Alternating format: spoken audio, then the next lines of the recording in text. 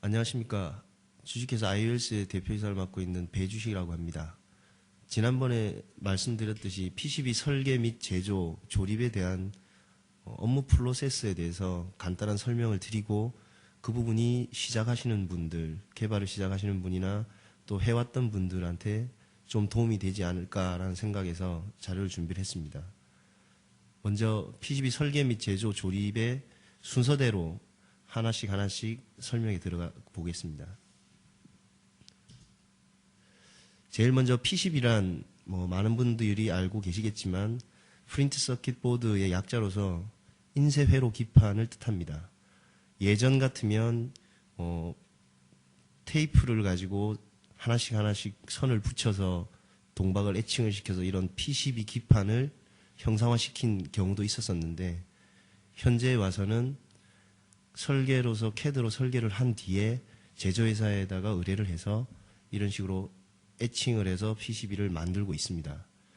일반적으로 PCB라고 하면 여러 개의 부품들을 장착을 해서 동작을 시킬 수 있게끔 회로를 연결을 해주는 것을 뜻합니다. PCB의 종류에는 저가 제품으로 사용되고 있는 단면 PCB가 있고요. 단면에 비해서 밀도가 좀 더 높으면 탑과 바텀을 이용하는 양면 PCB가 있습니다. 그리고 내층과 외층 회로를 가진 입체 구조의 다층 PCB가 있습니다. 현재는 다층 PCB가 주류를 이루고 있습니다. 그 외에 고부가가치 PCB로서 각 층별로 선택적으로 회로를 연결을 할 수 있는 빌더 PCB가 나와 있고, 그리고 휴대폰 같은 경우에 폴더가 열리고 닫히는 사이에 보면 연성 플렉시블 PCB라는 게 들어가 있습니다. 구부려져야 되는데 PCB 같은 경우에는 딱딱하기 때문에 회로가 구부려져도 끊기지 않고 연결될 수 있는 방법이 없을까 해서 만들어진 게 플렉시블 PCB라는 게 있습니다. 그리고 더 나아가서 일반 PCB와 연성 PCB가 같이 있으면 더 좋겠다 해서 최근에 이슈가 되고 있는 게 리지드 플렉시블 PCB라고 일반 PCB와 연성 PCB가 조합이 되어 있는 PCB도 등장을 했습니다. 그 외에 특수한 경우에 들어가는 여러 종류의 PCB가 있습니다. 일단 여러분들이 많이 접할 수 있는 PCB만 설명을 했습니다. PCB의 종류는 이렇고요. 자, 전체적으로 PCB 설계 프로세스를 보면 종류는 되게 많지만 간단하게 9가지로 분류를 해봤습니다.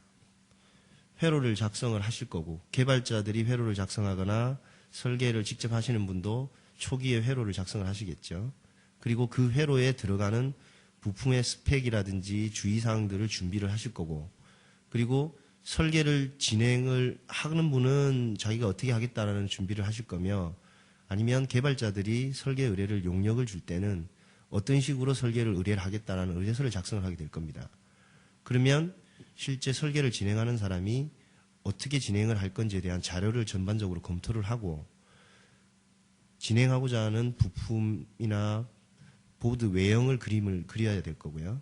그리고 나서 부품이나 그 부품의 위치들을 검증해서 배치를 해야 될 겁니다.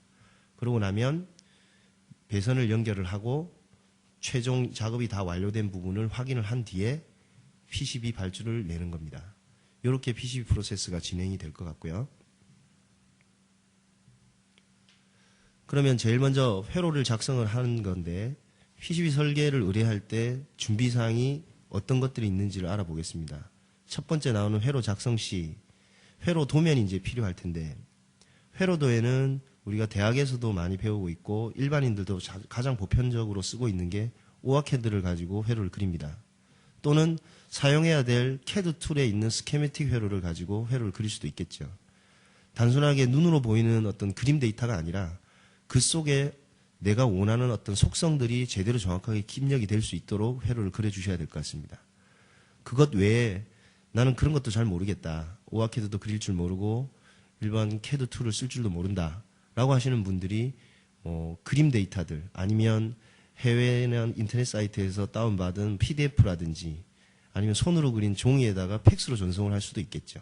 그러면 설계를 하는 설계 디자이너가 알아볼 수 있는 형식의 회로로 그림을 보여주셔야 됩니다.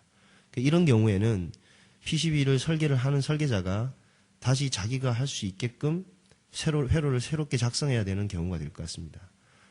아래같이 이렇게 간단하게 표현을 해봤는데 뭐 AP1509 IC를 그리고 여기에 네트가 3번 핀에는 어떻게 연결이 되고 저항이 어떻게 붙고 이런 회로를 그리는데 CAD 툴에서 사용하고자 하는 회로가 있을 것이며 아니면 자기가 손으로 그리더라도 어쨌든 눈으로 볼 수 있게끔 표현이 된 자료가 설계자한테 넘어가야 되겠죠. 그렇게 회로를 그려줘서 넘겨주시면 그 다음에 작업자가 해야 될 게 PCB의 외형을 그려야 되겠죠. 여기에 밑에 그림을 예제로 그려온 거는 뭐 정상적으로 기구 툴을 이용을 해서 제대로 그림을 잘 그려준 겁니다. 그렇지만 경우에 따라서는 이 내용도 힘들다라고 하면 여기 있는 예제를 토대로 해서 최소한 이런 필요한 부분들에 대한 치수들을 기입을 해서 설계자한테 넘겨줘야만 설계자가 어떻게 진행을 할 수 있구나라는 걸 볼 수 있겠죠. 여기에 내용을 보시면 이런 식으로 배선이 연결되면 안 되는 금지구역은 이런 부분이 있다. 여기에 간격은 홀의 홀 간격은 30mm로 해라. 여기에 중요한 부품이 꼭 고정이 되어야 된다. 거기에 간격은 얼마를 떨어뜨려야 된다라는 치수들이 꼭 들어가야만이 설계하는 사람이 그 내용을 정확하게 인지하고 적용시킬 수가 있습니다. 그 다음으로 넘어가 보면 PCB 제조를 이제 향후에 하게 될 텐데 먼저 설계를 진행하기 전에 PCB 제조 사양을 정해놓고 진행을 해야 되는 게 우선순위입니다. 근데 현재 생각보다 많은 업체에서 설계를 진행한 뒤에 PCB 제조 업체에다가 알아서 맞춰라 라고 하는 경우가 상당히 많은데 그런 부분에 어려운 부분들이 있습니다. 그건 조금 이따 설명을 드리고 그러면 어떻게 준비를 해야 되느냐. 먼저 설계를 진행하기 전에 내가 이 보드를 만들 때 PCB 층수는 단면으로 하면 될 것 같다. 아니면 2층으로 해야겠다. 4층으로 해야겠다라는 층수를 정해야 됩니다. 물론 정한 대로 되지 않을 수도 있겠지만 최소한 대략적으로 정하지 않고서 가게 된다고 하면 여러분도 잘 아시겠지만 단면일 때의 PCB 금액과 6층, 8층일 때의 PCB 금액은 상당한 차이가 납니다. 개발을 하는 사람 입장에서는 코스트 다운을 위해서 단면이었으면 좋겠지만 설계를 하는 사람 입장에서는 설계의 용이성을 위해서 다층으로 올라가기를 원합니다. 그런데 사전에 그것을 정해놓고 하지 않으면 서로의 괴리가 너무 크기 때문에 원하는 아웃풋이 나올 수가 없겠죠.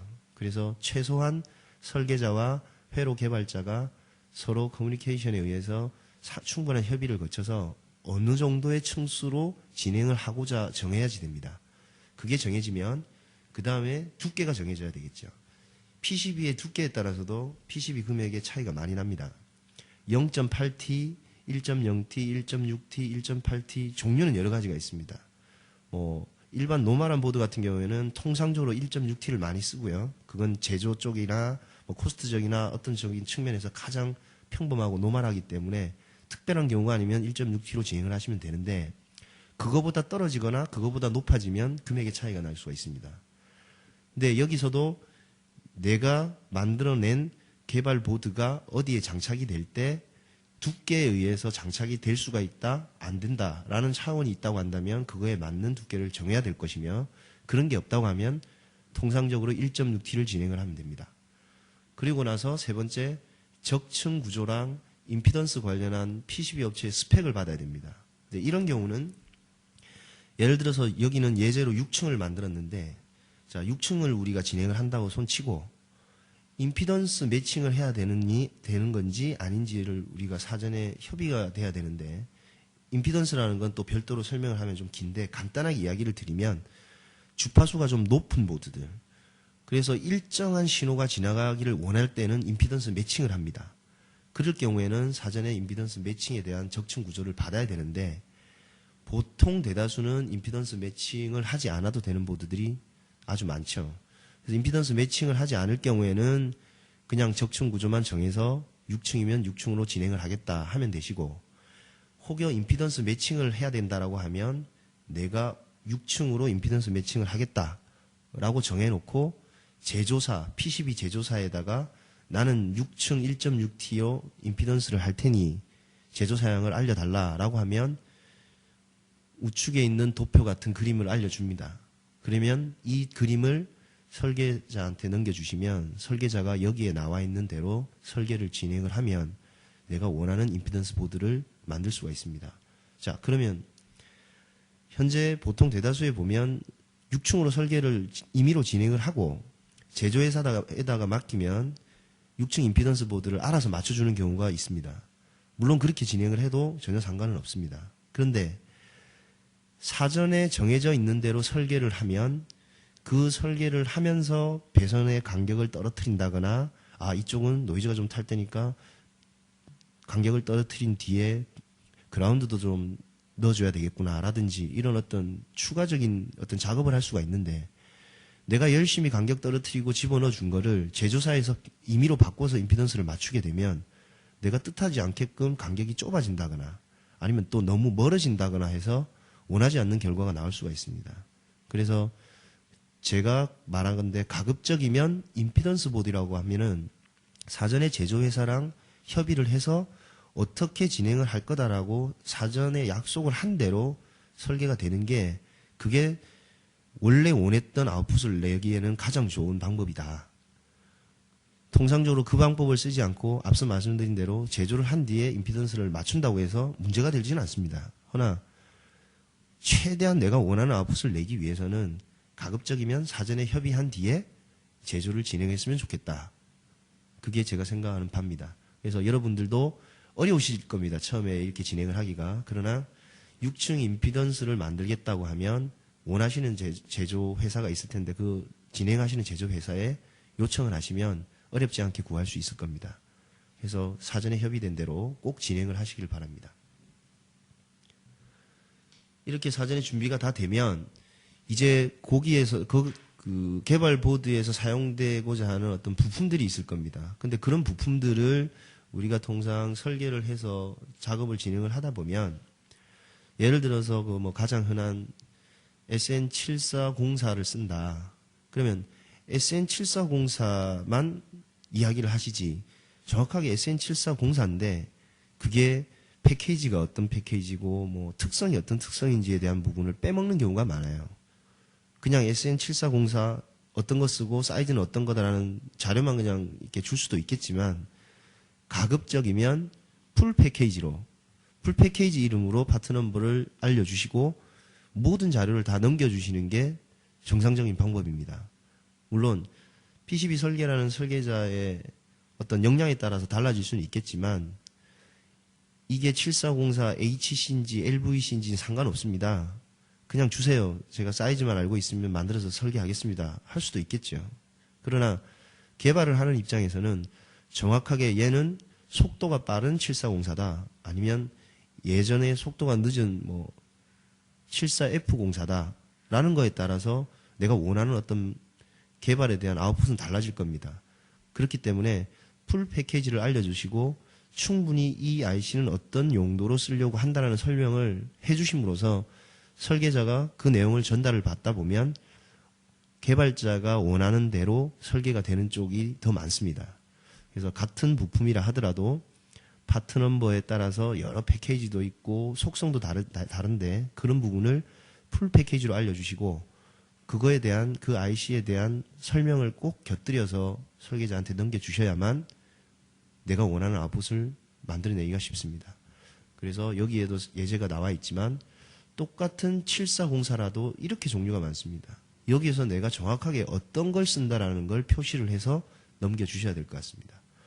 그리고 데이터 시트는 좀 전에 말씀드린 대로 풀로 모든 걸 다 전달해서 주시면 좋겠지만 좀 작업하기가 어렵다고 한다면 찾기도 어렵고 자료도 없고 뭐 이런 경우도 있겠죠. 그렇다면 최대한 확인할 수 있는 부분들은 다 넘겨주는 게 가장 좋습니다. 그리고 제일 중요한 건 부품 수급이 정확하게 잘 되느냐 안 되느냐가 먼저 선정이 돼야 되겠죠. 설계를 다 끝내놓고 나서 정작 부품을 사려고 하니까 수급이 안 돼서 스펙을 바꿔야 된다라고 하면은 작업을 2번 해야 되는 경우이기 때문에 모든 설계를 들어가기 전에 아까 앞서 말씀드린 대로 몇 층을 할 거냐, 두께를 어떻게 할 거냐, 그리고 어떤 부품을 쓸 거냐, 그런데 그 부품이 수급이 원활하냐, 이런 부분들이 다 확인이 되고 그리고 설계 진행이 돼야지 될 것 같습니다. 자, 데이터 시트들은 뭐 여러 가지가 있는데 뭐 어플리케이션 부분도 있고 디자인에 대한 가이드도 있고 여러 가지들이 많이 있습니다. 그리고 개발자가 보게 될 뭐 온도 특성이나 내부 특성들이 있을 거고. 그런데 아무래도 PCB 설계를 하는 사람 입장에서는 모든 특성을 안다기보다는 부품의 사이즈가 어떻게 되고 어떤 중요 가이드가 어떤 주의 사항이 있어서 그 디자인 가이드가 있다면 그대로 설계를 해야 되느냐 이런 부분이 어떻게 보면 더 중요하겠죠. 그래서 여기 보면은 확인할 수 있는 여러 가지 자료들을 찾았는데 도저히 없다라고 하면 여기에 나와 있는 대로 최소한의 부품 스펙은 나와야 된다. 크기가 어떤 크기가 어떻게 생겼는지는 알아야 설계를 할 수 있으니까요. 그래서 이렇게 스펙이 나와 있는 부분은 최소한 전달이 돼야지만이 설계가 될 수 있다. 가끔씩 이렇게 보면 이 자료도 찾기가 어려워서 연필로 그냥 이렇게 그려서 대충 요 정도일 것 같습니다. 자로 쟀습니다라고 해서 전달을 하는 경우도 있는데 가급적이면 그 부품 회사에서 제공되고 있는 스펙을 첨부할 수 있도록 그렇게 했으면 좋겠습니다. 자, 그렇게 해서 설계를 진행하기 위해서 회로도도 준비하고 부품도 준비하고 적층 구조는 어떻게 할 것이며 모든 것들이 준비가 다 끝났습니다. 준비들은 다 끝났는데 그러면 이제 준비된 걸 가지고 이제 어떻게 배치를 할 거냐. 그래서 어떤 식으로 연결을 하면은 내가 원하는 개발 보드가 만들어질 것이냐. 그러려면 내가 원했던 어떤 위치도 있을 것이며 신호의 흐름이 있을 겁니다. 근데 개발자가 직접 회로를 그리고 직접 설계를 하면 문제가 달라지겠지만 설사 그렇다 하더라도 필요한 부분이기도 하고 만약에 개발자가 설계자한테 의뢰를 하는 경우라고 한다면 더더군다나 여기에 나와 있는 블록 다이어그램이 필요합니다. 이건 내가 그렸던 이 회로의 전체적인 흐름이 이런 식으로 흘러가고 있다라는 표현이 되는 건데 대략적으로 제가 예제로 그렸기 때문에 뭐 정확한 어떤 회로적인 부분이 부족할 수는 있겠지만 참조로 봐주십시오. 여기 CPU가 예를 들어서 있고 CPU에 들어가는 메인 클럭이 뭐 33메가다. 그런데 CPU에 연결되어 있는 메모리들이 있는데 DDR2 메모리를 사용을 하고 플래시 메모리를 사용을 한다. DDR2 메모리를 사용하는데 흘러가는 신호들은 400MHz다. 플래시 메모리를 사용하는 쪽은 그보다는 좀 낮게 200메가 정도를 사용할 것 같다. 그리고 각 CPU나 메모리나 플래시 쪽에 동기를 하기 위해서 클럭들을 넣어주는 클럭 버퍼가 있다. 그건 66메가로 각각 들어간다. 이런 식의 표현들이 있어야 됩니다.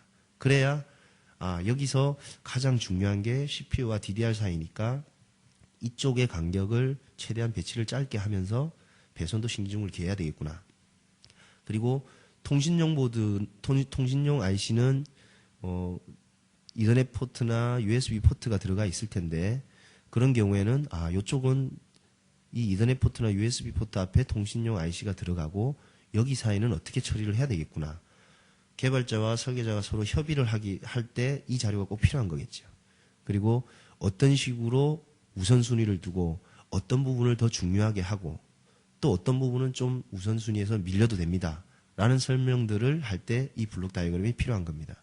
그러면 같이 협의를 하면서 이 블록 다이어그램에 어떤 추가 사항을, 주의 사항을 아니면 어떤 필요한 사항들을 메모를 하고 그 부분을 쳐다보면서 설계를 할 때 하나씩 적용을 할 수가 있겠죠.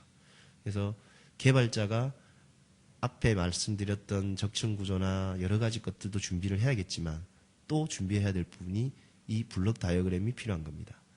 그래서 이 블록 다이어그램에 얼마나 많은 부분들을 집어넣고 심혈을 기울였느냐에 따라서 내가 정말 원했던 특성적인 부분에 있어서는 내가 원하는 아웃풋이 나오기에 가장 용이한 부분입니다. 그래서 블록 다이어그램에 좀 그림을 그리실 때는 이런 식으로 주파수라든지 제가 좀 많이 빼먹었습니다. 여기 보면 네트명을 넣을 수도 있을 거고요. 아니면 이 중에서 또 중요한 컨트롤 시그널이라든지 아니면 좀 덜 중요하지만 이름은 일반 시그널 같은데 실제로는 파워입니다. 그래서 파워 신호니까 선이 좀 굵어야 될 게 있습니다. 라든지 이런 내용들을 집어넣어 주시면 설계자가 설계를 진행할 때 빼먹지 않고 설계를 잘할 수 있을 것 같습니다.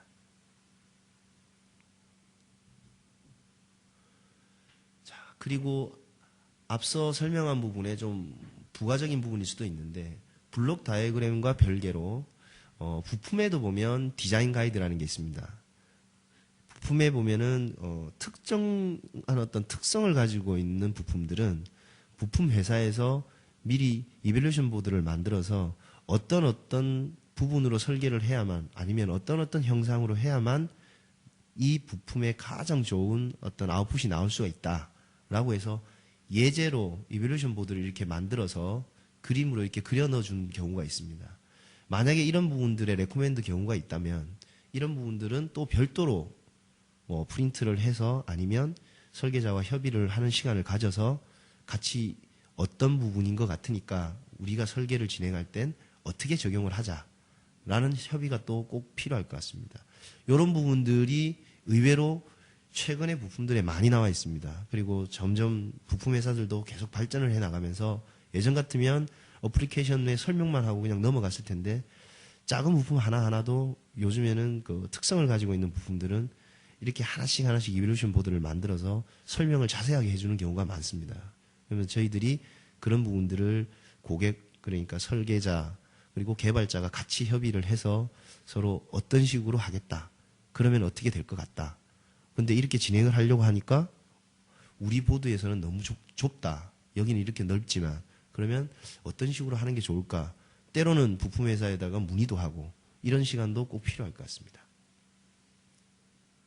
자, 그렇게 부품에 대한 레코멘드를 같이 협의를 하고 나서 마지막에 요거는 이제 기타 주의사항들이 있는데 뭐 일반적으로 샘플로 PCB를 만들 경우에는 뭐 그렇게 큰 문제가 없겠지만 향후에 뭐 PCB를 양산을 해서 계속 만들 제품이다라고 하면 이런 국제 규격들이 있습니다. 이건 참고 삼아 설명을 한 번씩 드리면 규격 승인에 대한 PCB 주의사항에 UL 마크가 있고 뭐 CE 마크들이 있는데 뭐 수출이 되는 보드들일 경우에 UL 같으면 미국 전기 안전 규격 해서 이런 UL 마크가 PCB에 들어갑니다. 또 CE면 유로 전기 안전 규격 해서 유럽 쪽으로 나갈 때는 요 CE 마크가 들어갑니다. 여러분들이 아마 PCB 같은 게 혹시 있으시면 자세히 이렇게 찾아보면 동박으로 UL이나 CE 마크가 조그맣게 들어가 있는 걸 볼 수 있습니다. 요건 미국 전기 안전 규격과 유로 전기 안전 규격에 합당하게끔 제조를 했다. 이런 상황이다라고 아시면 될 것 같습니다. 뭐 우리나라 같은 경우는 KS 마크가 있죠. 보드 내부의 전력 소모량이나 임피던스 매칭이 필요한 라인들 이런 부분들도 추가로 요것들이 다 이제 전기 안전 규격이나 뭐 이런 부분들은 뭐 예를 들어서 일정한 전류라든지 어떤 부분에 있어서 동박이 탄다거나 뭐 끊어진다거나 뭐 불이 난다거나 이런 부분에 대해서 안전하다 어떤 규격을 통과할 수 있다 이런 내용이듯이 여러분들도 이런 규격과 더불어서 뭐 우리가 사용하고자 하는 보드 내부의 어떤 전력 소모량이 크다거나 하면은 혹시 뭐 좀 약하지 않을까라는 걸 생각을 해서 배선폭을 더 두껍게 한다거나 뭐 이런 내용들도 추가로 설명할 수 있겠죠. 자, 이렇게 사전에 협의는 쭉 많이 했습니다.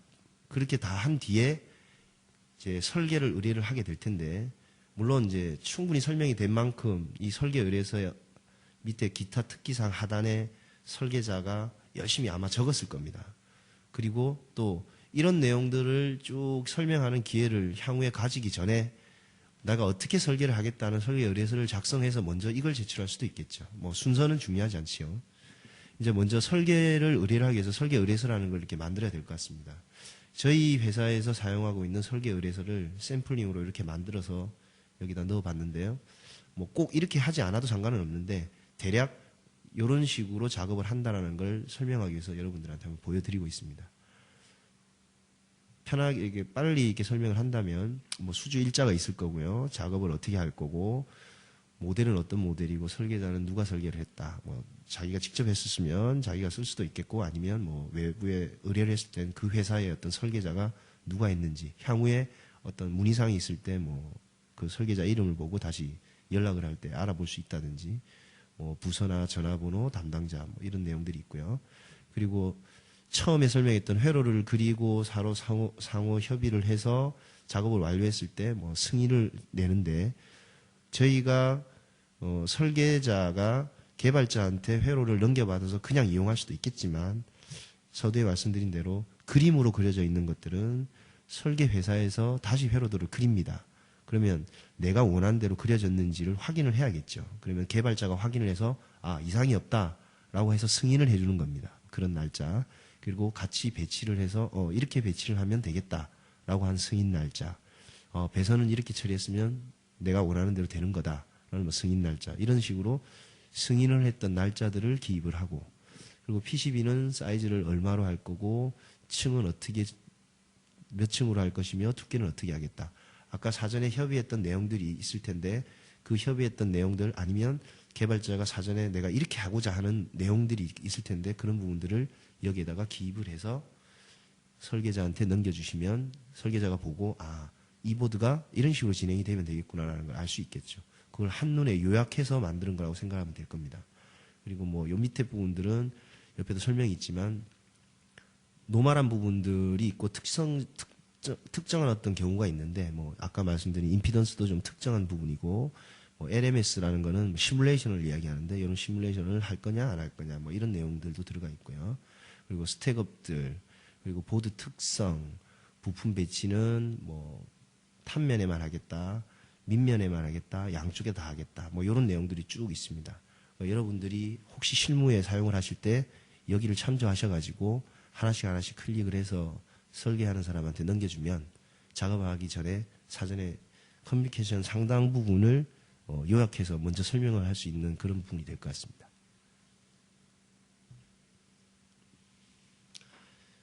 그리고 회로도를 그린 거를 이렇게 간단하게 이제 설명을 해서 이렇게 표현을 해놨는데요. 자, 예를 들어서 여러분들이 오아캐드로 그림을 이렇게 그리시면 저희 회사가 이제 멘토로 한다. 설계 회사가 멘토를 한다. 아니면 뭐 페즈를 한다. 뭐 여러 가지가 있겠죠. 여기는 이제 예제로 멘토라는 캐드 툴을 가지고 회로를 그렸을 때의 모양입니다. 오아캐드를 그림을 이렇게 그리면 이걸 가지고 바로 사용을 할 수도 있을 거고, 아니면 멘토 툴이라고 하는 데서 설계를 한다 하면 멘토 툴에서 사용하는 회로도로 이렇게 그림을 그릴 수도 있습니다. 요게 이런 모양의 회로가 이런 모양의 스케매틱으로 변경이 된 거죠. 물론 이제 멘토라는 툴은 이렇게 되고 페즈라는 거는 파워 로직이라는 걸로 그림을 그릴 거고, 뭐 케이던스는 케이던스 회로가 있고, 또 주캔이라고 하는 툴이 있다면 또 주캔의 회로가 있고, 여러 가지 각 캐드 툴에 따라서 회로도가 달리 있을 겁니다. 근데 최근의 추세는 보통 오아캐드로 그림을 그려져 있는 거를 바로 네트를 추출해서 사용하는 게 보통 추세죠. 뭐 그렇게 작업을 할 수도 있고요.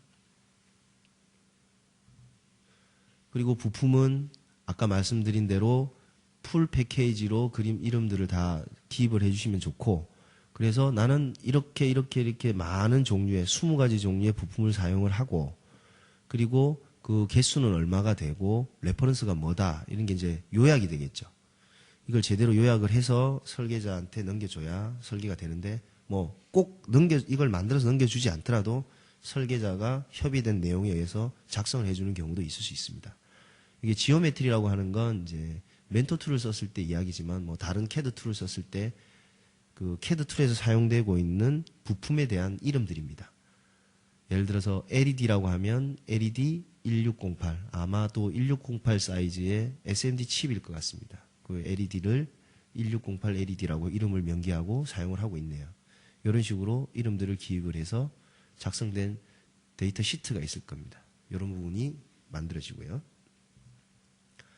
배치를 할 때는 뭐 이렇게 외형이 생기는데 여기에 부품들을 이런 식으로 집어넣고, 여기에는 이런 원형이 있고 여기에 위치는 이렇게 되고, 이런 치수들이 다 나와 있습니다. 여기에 보면 제공한 기구도 앞서 있던 기구하고 지금 기구는 좀 다른데 예제를 또 다르게 했습니다.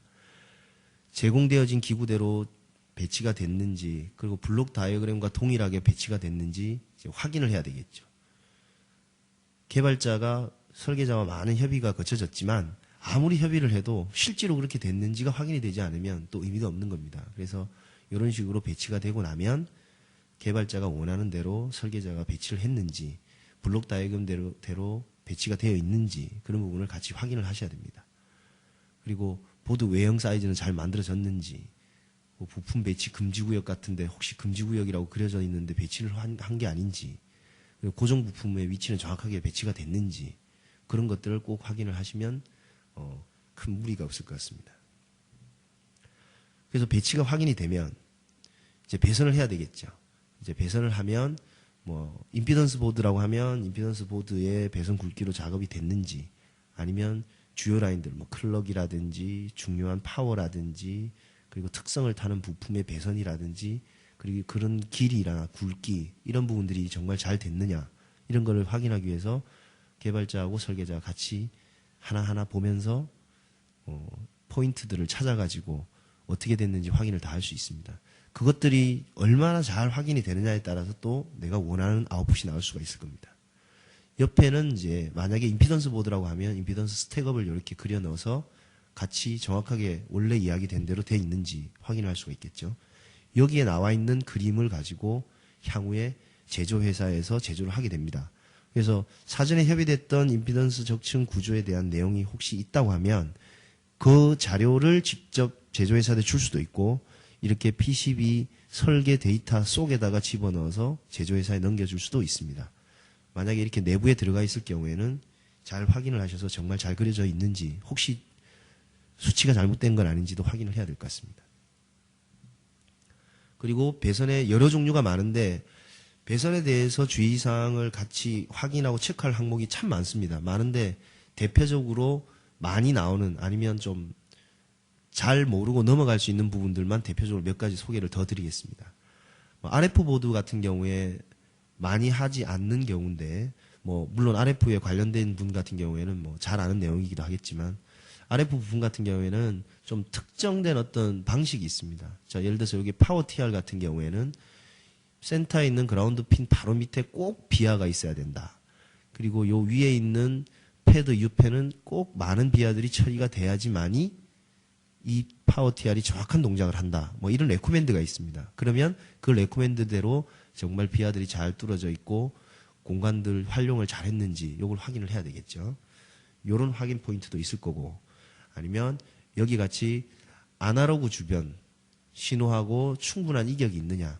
아날로그 배선들이 설계가 되어 있는데 옆에 주변 디지털 배선들이 들어가면 아날로그 신호에 영향을 많이 받죠. 그래서 실드는 잘 되어 있느냐, 간격은 떨어뜨려졌느냐 이것들을 확인을 할 수도 있고요.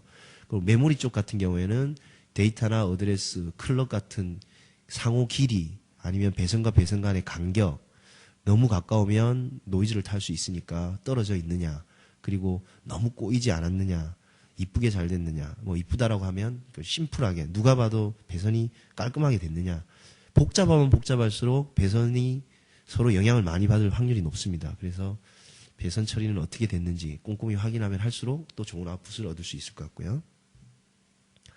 그런 배선 작업들이 끝나면 설계가 완료가 됐을 때 이제 실크라는 걸 정리합니다. 실크라고 하면 PCB에 보면 그 잉크를 가지고 레퍼런스 아니면 부품의 외형을 그려서 넣는데 그걸 우리가 실크라고 하죠. 실크가 제대로 잘 정리가 돼 있느냐. 보통 이제 실크에서 제일 먼저 할 게 회사 로고, 개발을 의뢰했던 회사의 로고나 이 보드에 대한 보드명, 그리고 이게 리비전 몇 번째냐, 리비전 넘버 등이 들어갔는데 어떻게 들어갔는지를 확인을 하고 내가 이게 잘 들어갔느냐, 혹시 잘못된 게 없느냐. 이거는 향후에 보드가 수정이 될 때마다 리비전이 바뀐다거나 날짜가 바뀌겠죠. 그러면 보드 종류가 다른 거를 우리가 확인할 수가 있기 때문에 꼭 기입을 합니다. 그리고 실크와 솔더 마스크 같은 것들이 겹쳐진 건 없느냐, 실크끼리 겹쳐진 건 없느냐, 이런 식으로 확인을 꼭 하셔가지고 향후에 보드를 받았을 때 이 부품이 어떤 레퍼런스를 가지고 있는지 잘 볼 수 있도록 이런 것들을 같이, 물론 이제 설계자들이 잘 정리를 해서 실크를 이제 겹치지 않게끔 합니다만 아무래도 개발자가 또 한 번 더 체크를 한다면 그것만큼 좋은 건 없겠죠. 이렇게 실크 정리한 걸 또 확인할 수가 있고요. 그리고 보드에서 그 개발자들이 가장 또 요구하는 부분은 실크 정리지만 예를 들어서 이런 딥 스위치 같은 경우에 1번을 올릴 때는 뭐가 되고 2번을 올릴 때는 뭐가 되는 옵션들이 있을 텐데 그런 옵션에 대한 글자들을 여기다가 많이 씁니다. 그런 글자들이 잘 기입이 되어 있느냐. 그래서 나중에 보드만 봐도 얘가 1번, 4번, 8번 올리면 패스트, 2번, 5번, 7번 올리면 슬로우 이런 게 돼 있으니까 내가 쉽게 디버깅 할 수 있도록 그런 실크들을 넣을 수 있죠. 근데 요런 실크들은 개발자가 요구를 해서 넣어달라고 해야 넣어주는 겁니다. 이런 부품 옆에 나와 있는 레퍼런스는 부품을 만들 때 자동으로 들어가는 거지만 이런 옵션에 관련된 실크는 꼭 요청을 하시고 원하는 글자들을 넣어달라고 하셔야 됩니다. 그리고 조립 시에 필요한 부분인데 기타 사항으로 비전 마크라는 게 있습니다. 인식 마크라고도 하는데 이건 뭐냐면 개발이나 설계 쪽하고 좀 별개로 향후에 조립을 할 때 자동으로 조립을 하는 경우가 많습니다. 뭐 물론 한두 장 정도면 손으로 일일이 다 작업을 할 수도 있겠지만 요즘 같은 경우에는 SMD 부품이 아주 작고 조립하기가 어렵기 때문에 손땜하기가 어렵기 때문에 기계로 조립을 하는데 그러려면 보드 인식 마크가 있어야 됩니다. 이 인식 마크가 들어가면 이 인식 마크에 의해서 부품들의 틀어짐이나 이런 부분들을 자동으로 보정을 해서 조립을 하는데 뭐 설명을 하면 좀 길고 어쨌거나 이 보드에는 SMT를 자동으로 조립을 하든 수동으로 하든 기본적으로 인식 마크를 넣어주고 작업을 하시는 게 향후를 대비해서 좋습니다. 그래서 기타 사항으로 비전 마크가 들어가 있느냐 요거는 개발자가 설계자한테 요청을 해서 꼭 집어넣으라고 하시면 될 것 같습니다. 그렇게 해서 설계에 대한 부분들을 여러 가지 뭐 배선이라든지 배치라든지 이런 부분들을 검토를 하고 확인을 해서 마무리를 지었다고 하면 이제 PCB가 만들어져야 되겠죠. 그러려면 이제 PCB를 어떻게 만들 거냐를 또 양식을 써서 PCB 회사에다 넘겨줘야 됩니다. 물론 전문적으로 설계를 하는 설계업체에서 한다고 하면 알아서 그런 부분을 정리를 해서 넘겨줄 수도 있겠지만 그렇다 하더라도 경우에 따라 개발자한테 요청을 해서 어떻게 하느냐, 어떻게 할까요? 이런 내용들을 문의하게 되는데 예를 들어서 어떤 부분이냐면 5번째 같은 PCB 수량 이런 건 설계자가 정할 수 있는 부분이 아니죠. 자, 그래서 가급적이면 이것도 개발자가 직접 정해주시는 게 좋을 것 같다. 첫 번째로 모델명이 뭐냐. 이건 너무나 당연한 거고요. 보드 사이즈는 어떻게 된다. 설계 의뢰서는 설계자한테 주는 거고 이건 제조회사에다가 주는 또 다른 의뢰서입니다. 보드 사이즈는 얼마로, 두께는 얼마로 하겠다. 그리고 비하 사이즈는 0.3이 최소다. 이건 무슨 내용이냐면 설계자한테 요청을 해서 비하 사이즈 최소로 얼마를 했느냐 물어보면 되겠지만 최소 사이즈에 따라서 제조의 어떤 상황이 달라지기 때문에 가급적이면 최소 비하 사이즈를 적어주는 게 좋습니다. 그리고 수량을 내가 몇 장으로 할 거다. 그리고 층수는 얼마다. 표면 처리는 뭐 할 처리를 하겠다. 할 처리라는 게 이제 납을 입히는 거죠. 그리고 무전에 금도금을 하겠다. 그러면 표면 처리를 금도금으로 한다는 거고요. 그리고 PSR은 뭐 색상을 녹색으로 하겠다. 요즘에 PCB 뭐 빨간색도 있고 검정색도 있고 뭐 색상은 여러 가지가 있습니다. 근데 통상적으로 녹색을 하는데 뭐 나는 녹색으로 처리하겠다. 그리고 PCB 납기는 내가 언제까지 받았으면 좋겠다. 뭐 이거는 물론 제조회사랑 협의가 돼야 되겠지만 희망하는 납기를 적어주면 될 것 같습니다. 그리고 특이사항에 앞서 말씀드렸던 임피던스를 한다고 하면 나는 임피던스 보드로 설계를 했으니까 이게 어디에 자료가 있으니까 참조해서 제조해달라. 아니면 장공홀이 있다. 장공홀 같은 경우도 특이사항 중에 하나입니다. 장공홀이 있으면 장공홀이 있으니까 주의해달라. 이런 내용의 양식을 만들어서 뭐 이건 꼭 양식을 특별히 안 만들더라도 이 내용이 뭐 메일로 전달을 받을 때 메일 내용에 들어가 있으면 될 것 같습니다. 이렇게 발주서를 써가지고 PCB 제조업체에다가 발주를 보내시면 큰 무리 없이 특기사항 같은 것들을 다 포함해서 제조하는 데 이상이 없을 것 같습니다. 그래서 PCB를 만들게 되면 이제 PCB를 받게 될 거고요. 그러면 이제 조립을 또 해야 되겠죠. 조립을 하려면 이제 PCB를 받았을 거고 그리고 어떤 부품으로 조립을 할 건지에 대한 게 있을 거니까 그 부품에 대한 파트 리스트가 있어야 될 겁니다. 그래서 본 파일이라고 이야기를 하는데 나는 어떤 부품을 사용을 해서 레퍼런스는 어떻게 되고 개수는 몇 개다라는 본 파트 리스트를 제출을 해야 됩니다. 조립회사에. 근데 이 본 파트 리스트는 개발자가 다 만드는 건 아니고 설계를 하면 설계 툴에서 제공이 되는 게 있습니다. 각 툴마다 자동으로 작업되어져 있는 어떤 레퍼런스 내지는 부품의 이름들을 추출을 해서 자료를 만들 수가 있는데 경우에 따라서 개발자가 이 부품은 내가 지금 당장 섭외하기가 어렵기 때문에 향후에 조립을 할 테니 요거는 뭐 미삽으로 처리를 해달라 해서 여기에는 미삽 처리 아니면 이 부품은 다른 부품으로 대체를 할 거다라고 하면 대체하는 내용을 바꿔서 집어넣어주는 그런 경우가 있겠죠. 여기에는 어떤 부품으로 대체를 한다. 그래서 추출된 파일을 받아서 모디파이를 하는 경우가 있습니다. 그러면 개발자가 원하는 대로 모디파이를 해서 제조회사에다가 넘겨주시면 되고, 이렇게 봄 리스트가 있는 거가 이제 중요한 건데, 봄 리스트대로 만들어주는 것 뿐만이 아니라 좌표 데이터도 같이 있어야 되겠죠. 좌표 데이터라고 하면 뭐 예를 들어서 DS1이라는 부품이 XY 어디에 있는지, 좌표 위치가 어디에 있는지, 그리고 그게 PCB에서 탑면에 있는지 바텀면에 있는지, 그리고 각도가 0도에 있는지 각도가 돌려져서 90도에 있는지, 요거에 대한 좌표가 있으면 기계가 자동으로 그 좌표대로 부품을 찝어서 90도면 90도로 돌려서 조립을 하게 됩니다. 그래서 요 좌표 데이터와 어떤 부품들을 조립할 거다라고 하는 봄 파트리스트가 있으면 조립하는 데 문제가 없습니다. 그래서 봄 파트리스트는 설계를 한 CAD 툴에서 추출을 해서 만들면 되고, 좌표 데이터도 마찬가지로 CAD 툴에서 추출을 해서 만들면 됩니다. 그러면 직접 설계를 하신 분은 툴에서 추출을 해서 제공을 하면 되고, 의뢰를 했을 경우에는 설계를 의뢰한 업체에서 요청을 해서 그 파일들을 받은 뒤에 봄 파일만 모디파이 할 게 있으면 모디파이를 해서 같이 첨부를 하면 되겠죠. 물론 이 파일과 PCB와 그리고 여러분이 사용하고자 하는 부품을 준비해서 부품도 같이 제공을 해야 조립회사에서 조립을 할 수 있을 것 같습니다. 조립을 하다 보면 이렇게 이제 그림들이 나와 있는데, 제가 이렇게 만드는 그림은 뭐냐면, 앞서 말한 대로 PCB라든지 부품이라든지 좌표를 다 전달을 해서 조립을 할 수도 있는데, 내가 좀 복잡하다, 부품이 좀 복잡하고 보기가 좀 힘들 것 같다, 조립이 좀 잘 안 될지도 모르겠다, 실수하면 안 된다, 그래서 좀 더 보충을 하자 하면 이렇게 극성이 나와 있고 그 레퍼런스들이 나와 있는 어세이 도면을 하나 더 같이 조립회사에다가 발주를 낼 때 보내주시면, 조립하는 회사에서도 어차피 아무리 기계가 하더라도 사람이 눈으로 보면서 조립하는 부분이 있습니다. 레퍼런스를 보고 혹시 내가 프로그래밍에서 조립을 하고 있는데 잘못되진 않았는지 확인을 할 수가 있어요.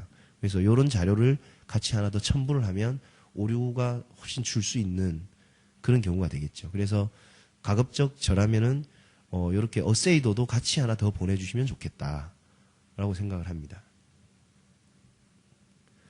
이상으로 짧지만 그 회로도부터 작성을 해서 부품을 준비하고 여러 가지 어떤 특이 사항들을 이야기를 하고, 그리고 어떤 배치를 어떻게 해야 되느냐, 그리고 배선은 어떻게 해야 되느냐, 그리고 체크들은 어떻게 해야 되느냐, 그래서 마무리를 지어서 최종 아웃풋에서 어떤 자료들을 전달을 해야 되느냐, 이런 설명을 했습니다. 시간은 좀 짧다 보니까 깊이 있는 이야기를 다 할 수는 없지만 전체적인 흐름을 한번 볼 수 있었던 것 같고요. 그리고 혹시라도 이런 부분 이외에 좀 더 디테일하게 궁금한 부분이 계시면 여기에 나와 있는 제 개인적인 메일로 좀 보내주시면 제가 성실하게 답변을 좀 해드리는 걸로 그렇게 하겠습니다. 감사합니다.